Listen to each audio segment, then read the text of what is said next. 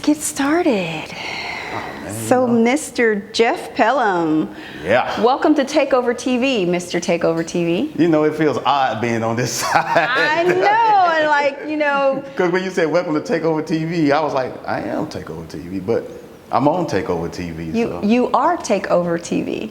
That's me. A lot of people didn't know that. No, they don't. They don't. Because you went from being in front of the camera to behind the camera, or shall I say, beside the camera. Right. Right. Right. Was there a particular reason for that?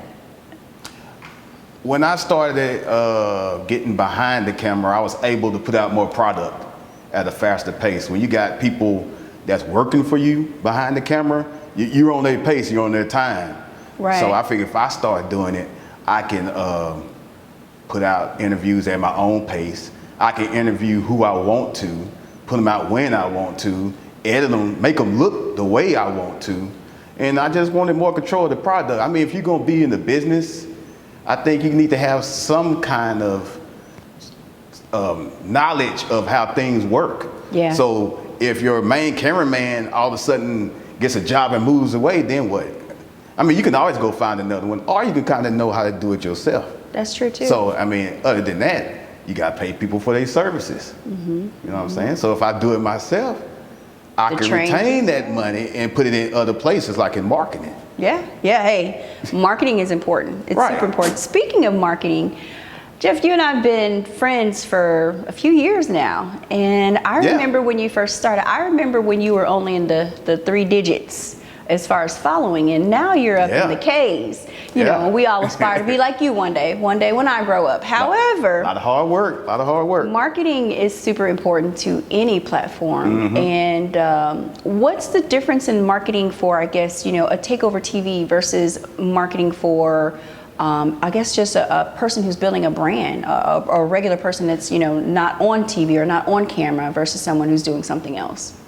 Well, I think when you do it for Takeover TV, you're pleasing the fans. You're giving the people what they want. Right. You know, if you have if you're selling T-shirts, you're selling your product or whatever. But with Takeover TV, I'm not selling entertainment. I'm providing entertainment. Right. So you gauge your fan base of what they like, what they don't like, and you just present them with that. I don't have to adjust my platform 2 or 3 times. 'Cause I started out just doing sports. Yes, we're going to go into that in just a minute. I started out just doing sports, but I don't know, because you hit those dry periods where in the summer it's just baseball, and we don't keep up with baseball like that. So, you know, I was like, okay, so what am I going to do? And then I transitioned to entertainment and hip hop, and then I started going that direction. So when you're a blog, you're entertaining. You're putting the news out there. You're being a media guy. You got to be well-rounded. So when you got just a brand, you can concentrate just on your brand. Absolutely. Period. But you know, when you blog, you got to be well-rounded. So that's Speaking of well-rounded, I noticed, and you can correct me if I'm wrong, I tried to go back as far back as I could go. I didn't see any politics. Do you avoid politics? I just never really been big in politics. You know? I don't know why. I think it's all, I don't know, rigged. Yeah. if you ask me. Hey, Jeff, me too. I think so too. it just, I mean, I kind of keep up with it, but I like providing more entertainment, making people happy and laugh and smile and critique videos and stuff versus, you know, politics. Politics just never really been my thing. I think if you're going to build a brand, build to your strengths, not your weaknesses. You are right about looking that. like crap, you know what I'm saying? So I know politics is not my strength, so I kind of stay away from that. Yeah, that's a good way to be. Politics just never interested me. So if it don't interest you, why are you gonna get into it? That's true too. That's true too. Right. Well, let's talk a little bit about the man behind Takeover TV. Oh boy. I think this will probably be the first time some people are actually seeing who you are, or who's behind Takeover TV. Definitely. So we want to know, like, who is Jeff Pellum? Like, you know, what do you do every day? Like, what, you know, I mean, just tell us a little bit about Jeff Pellum. Jeff Pellum, a simple but complicated guy, you know.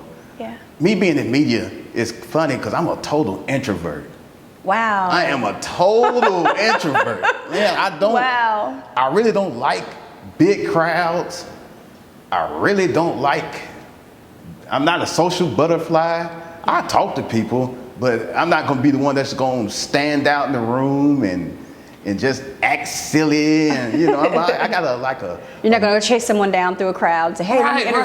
I'm not gonna do that. I take my opportunity if it's right there in front of it. But I got like a mercenary type attitude. I have a mission and I get it done, and that's it. Nothing in between. I mean, I'm a father. I'm a husband. I'm a military veteran, retired veteran, did 20 years in the Air Force. Using the words like mercenary and the other word you just used, that definitely speaks to military. Because that was going to be my next question. You said, are you in the military? Like, because you just used the word mercenary. One thing people know about me, I'm very timely. I'm not going to be late to stuff because you could get a lot of stuff back in time. Is not one of them. Yes, you're absolutely right. I don't like people waiting on me. If I have an interview at 7, I'm gonna show up at 6, set up, and I'll just be waiting. Yeah. People hate to get to places early because I guess they feel like they're wasting their time. But you got a cell phone to entertain you. Right. Early birds get the worm. Right. There's things that go down before the party starts that you will miss. I think being punctual it says a lot about character too. Absolutely. Absolutely. And people that work with me or work for me, whatever, I'm like, hey, if we got an interview, don't be late. Do not be late. Right. If we have to wait on somebody, so be it. I mean, that's them being late. We ain't got no control over that. But if we can control it, we need to be on time. Being on time says something about yourself. You're absolutely right. So that part of it, I'm timely, and I'm a big humanitarian. I like giving back. I like giving.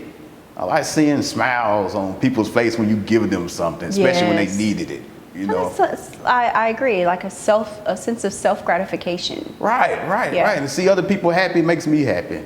Like seeing my daughter happy makes me happy. Oh, you have a daughter. How's your daughter? I have 2 of them. 2 of them. I have 2 Wow. of them. Oh, how old are your daughters? I got one that's 19 and one that's 9. So you have grown-ups. I know, right? Those are grown-up kids. So the 19-year-old, she attends ULM right now. She's doing very well. She's majoring in pharmacy. Congratulations. And, I won't get to hear from her as much as I would like to, but she's a college kid, so I get it. She's enjoying her life. Until, there's a money crisis. Oh yeah. You're going to be, hey, Daddy. What is it, the automated teller? Yeah. And the 9-year-old, she's a cheerleader at, what's the name? Claiborne Magnet School. Cheerleader. And she's going to do the Girl Scouts. So that's something she wanted to do. So I'm gonna let her do that. When I was younger, there was a lot of things that I wanted to do that I wasn't able to do because my mom, she didn't make a lot of money. Yeah. There wasn't a lot of money to go around. My grandparents did the best they could, but they bought my school clothes, stuff like that. So I didn't want my daughter to go through that. Not saying that was a good thing or a bad thing, but I want her to enjoy a lot of things that I didn't get to. That's the reason I worked so hard when I was in the military. Right. So that way I could provide and let her do things like that. Wow. I don't want her to go through life with regrets like, man, I wish I could have did the Girl Scouts when I was 9 and 10, but now you're 29, you can't do it. Right, unless you'd be a pack leader. right, unless you're the leader, but you don't get to be a scout. Right, and live your, yes. Well, from one parent to another, I totally agree, and I think it's great for kids to be well-rounded. Speaking of well-roundedness, you mentioned that you are in the military. What branch and how many years did you do, or are you currently in? No, I retired in 2016. Thank you for your service. Hey, no problem. I appreciate that. I joined in '96. Retired in 2016. I was in the Air Force. Did 20 years. My first base was in California. Wow. It's a funny story to that because.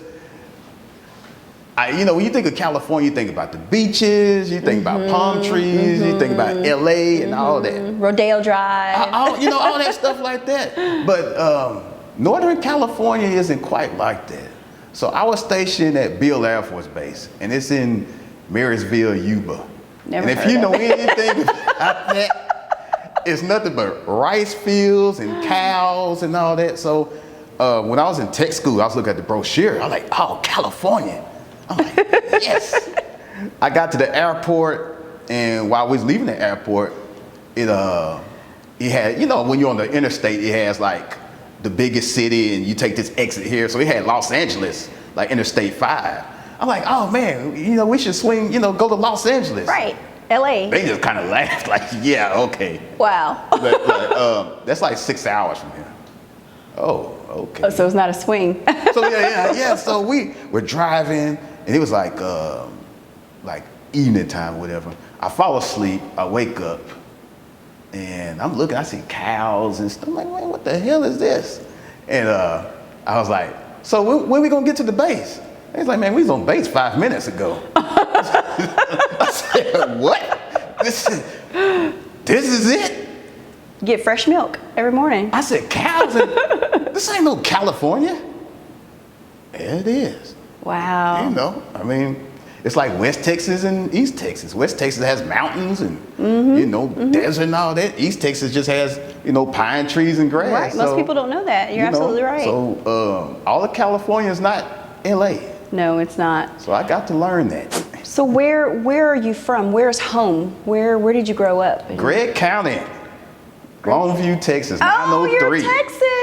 Oh, yes, You know, ma'am. I had no idea. I didn't know that. Really? Yeah, because I don't know. In my mind, I think all military families are from like way off places. They just figured that Shreveport is a great place to retire. Right. So I didn't know that. Wow. Oh, I'm right down the street from Longview. You are. So you're not far from home at all. Home of the 6A defending state champion. I gotta say that. You win state in the state of Texas. You win the championship in football. I mean, that's everything. Yeah. Longview went on an 81-year drought between state championships. So I was at the game last year where they had 48,000 people to watch a high school football game. Wow. Yeah. That was amazing. Do you have any footage of that? I'd love to see. Oh, yes, ma'am. It's on YouTube. We did a whole video of it. We did a whole... for a high school game. For a high school game, 48,000. Cowboy Stadium, we filled up every level except the very top one. That's great. All of it. Standing room only. Wow. And the video's on YouTube. You can look up Takeover TV, Longview Lobo State Championship 2018. From the man himself, y'all. Yes. So I want to talk to you a little bit about the evolution of Takeover TV. Okay. Years ago, of course, you know, when we first met you, there was 3 of you guys. And now there's 1. Right. And then, I don't know, is there 1? Well, I put it like this. We'll let you tell that story. I put it like this, and I started from the beginning. Me and my friend BJ, we was sitting around. We was always talking sports and stuff like that. And so we was like, man, we should start a podcast. So myself, BJ, my friend Roderick Stuffy, that's what we call him, we started a podcast called The Vent. And so we got about 2 episodes in. And it was doing really well. How long ago was that? 2016. Okay. I said this was about August 2016. Okay. We got about 2 episodes in. Then BJ started school. So, you know, school was occupying us, so it kind of just came to a halt.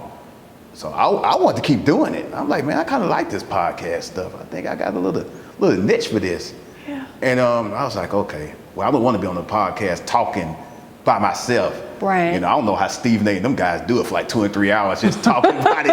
I can't. I tried it one time and I was miserable. I failed badly and I said, oh, this sucks. But I was thinking, I was like, man, my family is not known for money or having their own businesses or anything like that. So I was like, if I'm gonna do this, I want to do it with my family. I want this to I want this to be a family legacy. Right. So I called up my cousin BA and I called up my brother Chef. It's like, hey man, let's start this podcast and let's do it together. And let's see what this could turn into. Let's start a family legacy. Right. So we did the Takeover podcast show. And how the Takeover name was started, because people got different conceptions how it started. I was riding home one day for work. I was trying to think of the name for the podcast. I couldn't come up with nothing. I was thinking 903 Boys. Nah, that sounds like a rap group. 903 There is South, a 903 Boys. 903 South. Well, it kind of still sounds like, I said, no, that shit ain't gonna work.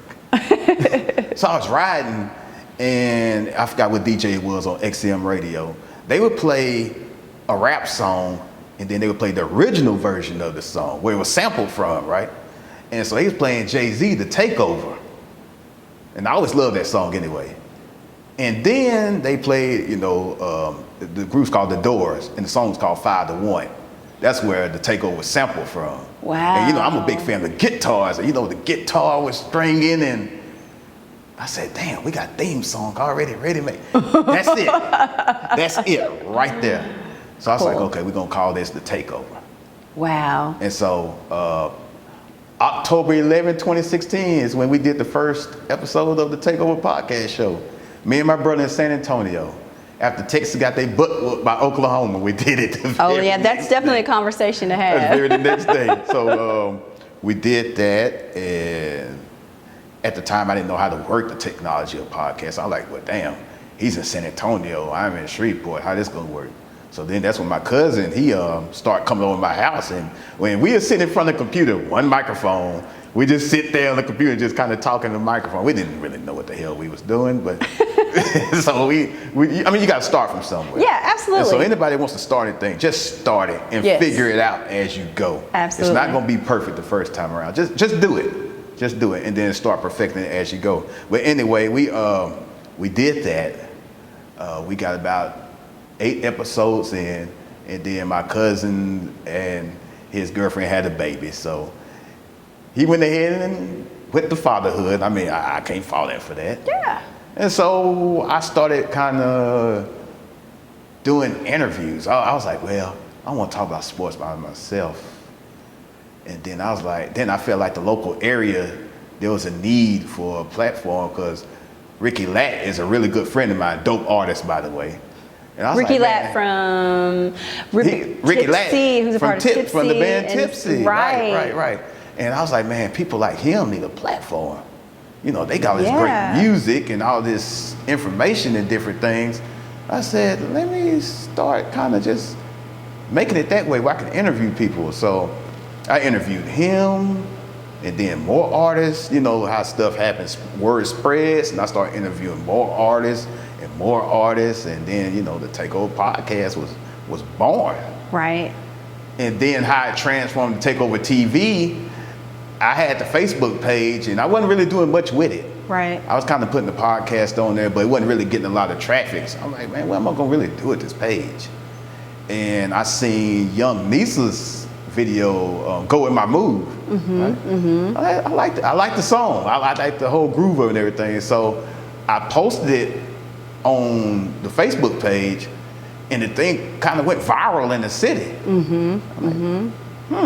I remember that. I said, okay, let me try another one. Big Papa had released the video. Yeah. I said, let me post him. It went crazy, comments, likes, and then the light bulb went on. I'm like, aha. I said, I could turn this into a video hub. So I just started grabbing artists and stuff and posting their videos. Next thing you know, the inbox gets flooded. I'm telling you, I was getting almost about 20 videos a day.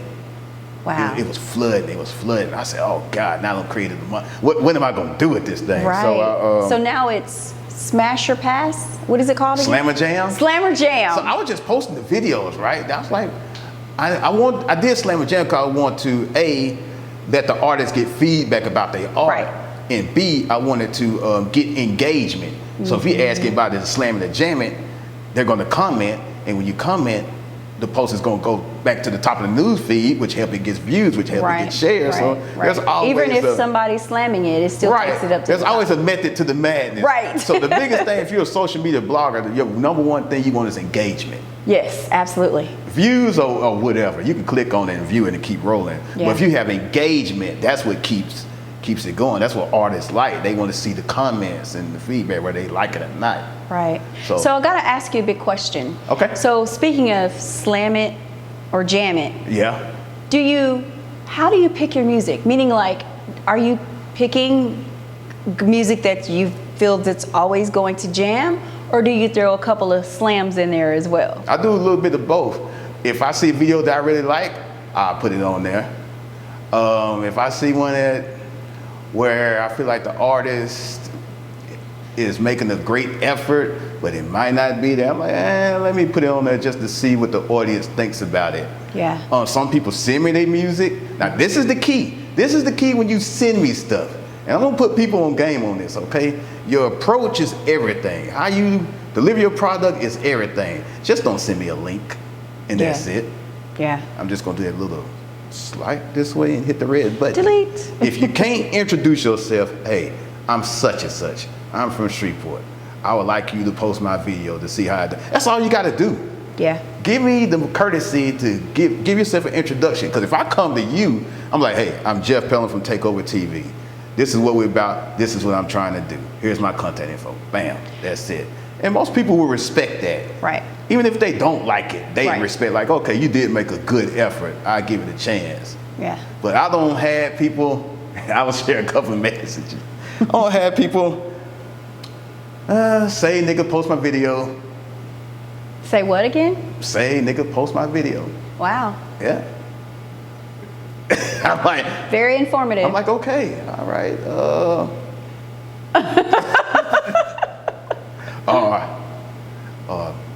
Man, dog, you ain't post my video yet. Who are you? Wow. I'm like, you never asked me. Two, who are you? Yeah, there is something called etiquette, even on social media. And it's the dudes that's 99% of the violators. Oh no, guys, come on, let's get it together, guys. We got to do this right. Business, it's your business. You got to. I'll tell you, when the women present something to me, it's always a little bio. They tell me about themselves and they ask, can you or would you please? No, dude, like I said, I'm a humanitarian. I could deal with that. Right. Even if I think I've posted one girl video, I knew it was garbage. I knew it was trash. And the beauty of that is I posted it. It got a lot of comments, not a lot of good ones, but it got a lot of comments. It got a lot of views. It got a lot of shares. And some but feedback. There was people in the comments that was willing to help her. Like, hey, that's you need to great. come by the studio. I'll help you out with this and help you. While people were making fun of her, she was winning because she was gaining contacts and resources, making relationships. Yeah. So it worked out for her. Right, which is more important than people slamming it and all that. So I'd send her a DM. I said, hey, don't worry about the people slamming it or whatever. It's like you got a couple good resources, so that means you could work on your craft and just kind of build on what you're doing. Right. And she understood. She was like, I appreciate the opportunity. I would have never got this if you had never posted my video. Right. So I mean, that's true. And then that made me feel good because I was like, oh god damn, I really set up. I was like, damn, I set up. So did that set a tone for you to not post too many slams? Look, I guess what I'm asking is, what is the criteria? Like, what do you for a person to because you have. I would like to call them submissions, right? Because you're not going to post everyone. No. But what are you looking for? Is the content? Does the artist have to have a specific amount of followings? Like, I really don't care about following. Of course, Facebook has really, really, really got stringent on what you can promote. Mm-hmm. I said about a year ago, you can throw $5 behind anything and it go. Now, yeah, I agree. You can't curse. You can't have drugs in your video. Yeah. The girls can't be half naked. They can't hardly be in a swimsuit. Right. Or they would not approve it. And sometimes we throw a little bit of money behind the video to get that algorithm kicked in. Because Facebook, if you post on your business page, they smash it down to death with your So wait organic. a minute. Did you just say you invest in someone else's video to post for algorithms? Did y'all hear that? Yes. So let's repeat that again, you guys. So not only is he going to play your video if he's accepted your submission, he is also going to invest his own money into your video to promote it, to find out the algorithm. So you're going to get good feedback from that. So if you have not submitted and you're interested in submitting, listen to this again. Rewind it, go back and replay it, and listen to his criteria as far as to what he's looking for, because he is investing his own money into your video. And a lot of people didn't know that. A lot of people did. I didn't know that. I thought that was amazing. So I was like, let's go back. And that's just to jumpstart the algorithm to get going. Right. Once the comments get going, then it's gonna hit and it's gonna take off on its own. But sometimes you gotta just give it that little bit of push, so to get in front of people. And this is a misconception. I don't know what you artists be thinking. If you boost your video, you're not paying for views. Right. You are paying for it to be in front of people. people still have to take the action right. to view it and share it and comment. You're not paying for views, you're just paying it to go in front of more people. Because if you just post it to your business page and just leave it there, Facebook is probably showed about in front of 20 people and it's not going to go anywhere. Right. Take your little $5, take one of the drinks you get at the club, sacrifice a drink, put it behind your product, and get it out there. Because there's a lot of people that would like to hear your dope stuff, but right. they can't hear it if you don't make the effort to put your money behind your brand. Because if you don't want to do it, what really makes me want to do it? Absolutely. Now, if you do it, hey, I'm with you. Absolutely. I'm with you, you know. And Absolutely. so it's just the approach kind of gets me. If you're professional and like, hey, I just want to get my video out there, 9 times out of 10, I do it. But if you just hit me with a link or you feel like you are deserving or you are demanding me to post your video on my platform, not yours, but mine, I run it, I call the shot. I ain't got no problem. No problem at all. Now, I don't heard people say some stuff about me for not posting a video. I do not care. Yeah. I don't care. I can't afford to care. And your favorite blogger doesn't care neither. Right. So speaking of artists, so do you run, is that where you get your ideas to interview people from the artists or the articles that you post? Like, how do you find your next person to interview? What is that based on? Some people hit me up and request them. Some artists I just take a genuine interest in. I see momentum. Bloggers like momentum. They see you gaining momentum. I need to interview that guy. Yeah. Because he got something going. Speaking of momentum, I saw yesterday that you posted that you interviewed Megan Thee Stallion. So you definitely look for momentum because did. Caught her way back at the beginning. How long ago was that? 2017. 2017. The Megan Thee Stallion, y'all see, now with all the different color hair and all that, it wasn't quite that back then. Yeah. She looked a little timid, meaning like, you're not timid, but not so Megan Thee Stallion. The secret was in that interview, we was interviewing her manager was like right there. Her mom was kind of right there. We didn't even know that was her mom at the time. We just thought maybe there was another manager or something. So kind of between questions, she would kind of look at her mom, you know what I'm saying, for like direction. Wow. And I noticed that during the interview, right? And once we got about to the 28-minute mark or however long it was on, I wanted to go ahead and wrap it up because I didn't want to get her tired and stuff. You can kind of tell she wasn't really used to the interviewing process yet. But she gave a great interview. Yeah. She gave a great interview. She's a nice, intelligent young lady. Oh, that's sweet. And she seems like it. And I hate to see stuff where they calling her transgender and all that. Man, y'all need to cut that out because that's not true. Wow. It is not true. And I've met her in person, talked with her. She was genuine, and she's winning right now. So we need to be lifting her up. She still go to school. Wow. I mean, damn, a lady can't be 5'11" and just thick. She got to be a transgender, but I guess that's the kind of world we live in, which is unfortunate. But we got the interview. We actually did the interview as a favor.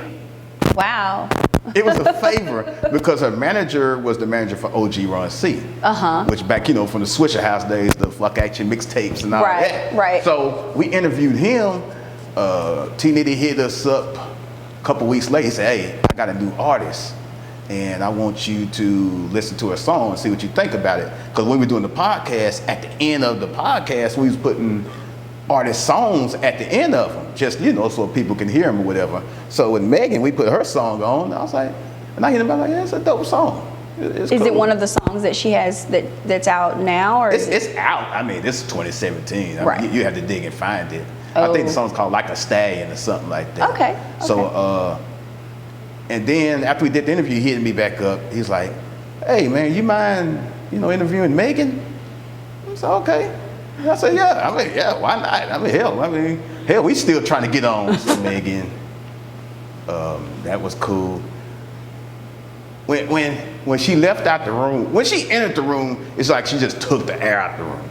Oh wow, that's great. I'm like, she has the look. She just sucks the air out of the room. She just has a presence. That's what. Yes, that's amazing, and that's a hard skill set to have or to grow. Right. But she had it then. Yeah. And when she left, I looked at my brother and I looked at my other home. I said, man, she gonna be something. I don't know yet what it's gonna be. I said, she gonna be something. Watch. Wow. Yeah. She's a Rock Nation signee, so. Yes, she is, and she's done since then many amazing things. And Jeff, that says a lot about you, though. It says a lot about you as a blogger that you have a niche for talent. So, guys, ladies, get your stuff into him. Let him take a look at it. Yeah, we don't hit a couple of home runs. We interviewed Lil Flip last year. Yes, and a few others. Jay Prince, that was intense. Wow. Not the interview was intense, the atmosphere was intense. I bet it was. What you couldn't see was the 10 people surrounding us on the interview. We were supposed to have it at Barnes & Noble inside, right? But due to some kind of legal stuff, we could do the interview inside their store. Now, it's like 8 o'clock, 8:15 at night. It's pitch black. Wow. So we had to do it outside. Oh, no. There's no light there. There's like one little table at the end of the sidewalk. I said, oh my God, biggest interview of my career, and this gonna be all screwed up. So one of the guys pulled the Rolls Royce around and put the lights in front of us. Okay, we had some light. Okay. And Tyson Fury was fighting, I forgot the dude, black dude that always knocked people out. Deontay Wilder. He was fighting Deontay Wilder that night. And I could tell Jay Prince, he was ready to go see the fight. I'm like, crap. Okay, so now we kind of rushed. So we kind of did the interview, bang, bang, bang. It wasn't exactly the way I wanted because it was rushed. We didn't get to have the boom mics and stuff like I was going to have the whole 9 yards. This was going to be it. Right. But it was what it was. I mean, we got the patch on our jacket. Right, you know what I'm saying? absolutely. We got the footage for it, and he was really cool, but you can tell his presence just looms large. He's like, damn, this dude is, he's almost like mafia figure, you know what I'm saying? Right, so we got that, we got through it, and like I said, all the bodyguard stuff kind of surrounded back there, and you kind of like, you're like, man, let's get this interview over and done with. Ooh, wow. But that was great, though. So speaking of celebrity interviews, so if you were to think back, because you've been, it's been a few years that you've been doing these, which one would be the most memorable interview? Ooh. The one that you think about all the time, or you thought about a lot at that time, and why? Memorable, golly, we done did so many of them. We got 85 podcast episodes, and not counting the YouTube stuff. Which one sticks out the most, though? Even like if it's that, man, I'd love to go back and redo that, or I'd love to follow to see where they are now. I'll tell you one of my favorite ones. DJ Woody Billions gave an excellent interview, an excellent video. I think we did it. I think it's like episode 45 or something like that. And it's on your... It's on SoundCloud and iTunes on the Takeover podcast show. Okay. It wasn't on YouTube. It was a podcast. But he dropped so many gems. We talked about like the Shreveport artists and artists in general, him being a DJ, what he sees, and artists not wanting to, because he was working at some club, right? Right. And they was doing the artist showcase. I think it was a strip club. And all they was asking was the artists pay their way in, and tip some money to the girls. But he was saying like a lot of artists didn't want to do that. Yeah. $10 measly to get in I know to showcase your skills. You know. I know some top artists and celebrity artists who don't want to pay to come in. Oh hell yeah! And he just broke a lot of stuff down that I done went back and listened to the interview about 20 times. Wow. Because he had a lot of great gems in there, and he did such a great job. He'll give an answer to something, he'd break it down. Wow. And things like that. And he was just talking about the local area and who's on the come up and all that. And that was a dope interview. The one I did with KP. That was dope, man. KP, that's my guy.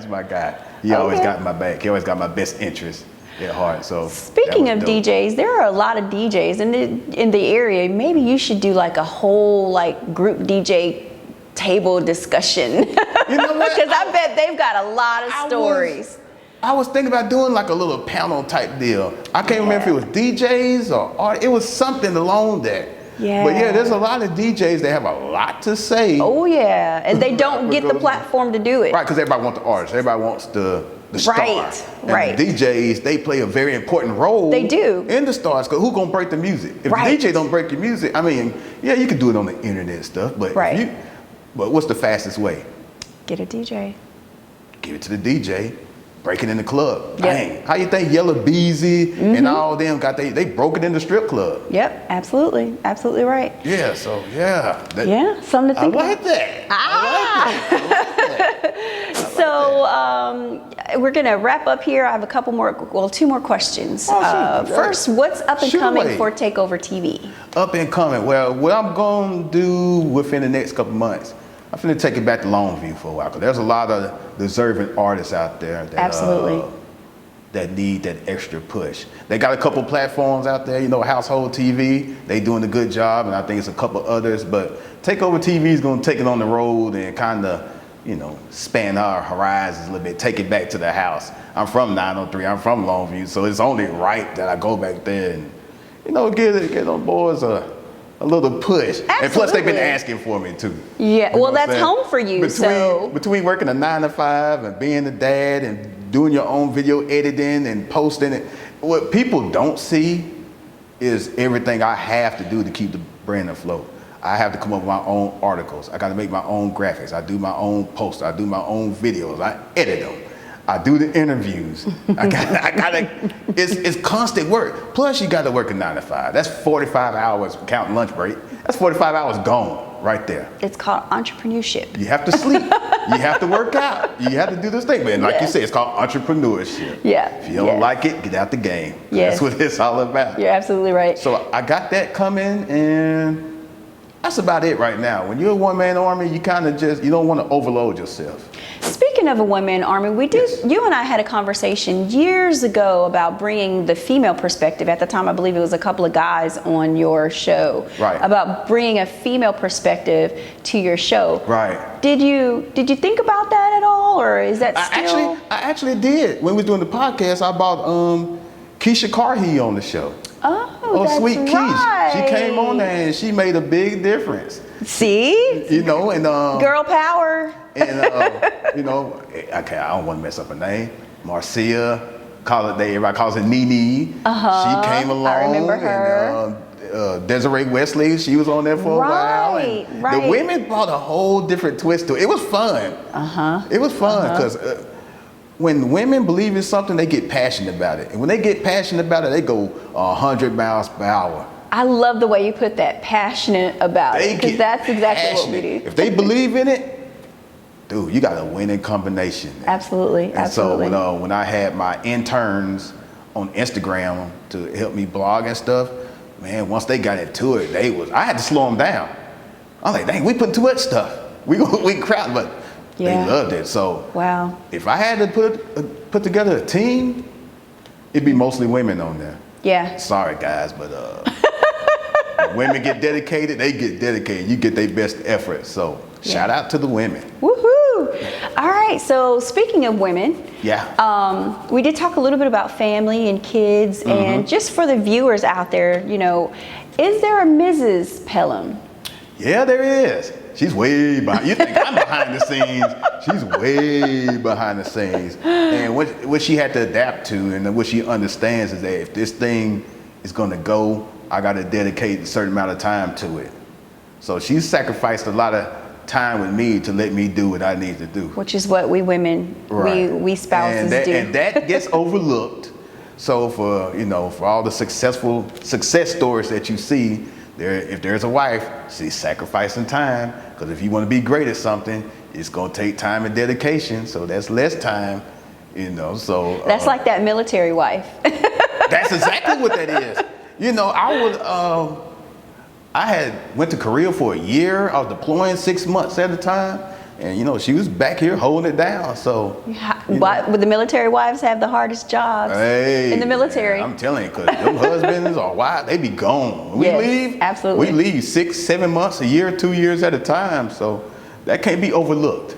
Well, shout out to Mrs. Pellum for holding down the fort. Yeah, she's still while Papa goes around and lay the ground, but we know where the foundation is.